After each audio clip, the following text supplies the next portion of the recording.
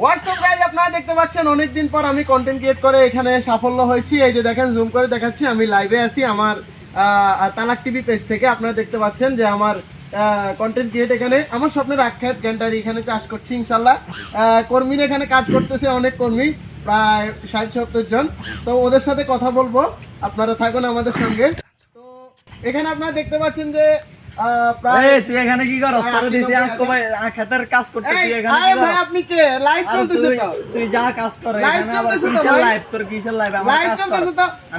আমি এক ভাই কমেন্ট করতেছে আমি নাকি বাট পাই। আসলে ভাই আমি বাট পান না। না বাট পারে কাজ তুই আমার খেতে আরে ভাই আপনি সরেন না এখান থেকে, সরেন ভাই। যাস না গাইস, আমরা লাইভ থেকে বিদায় নিচ্ছি গাইস। আপনারা ভালো থাকেন গাইস।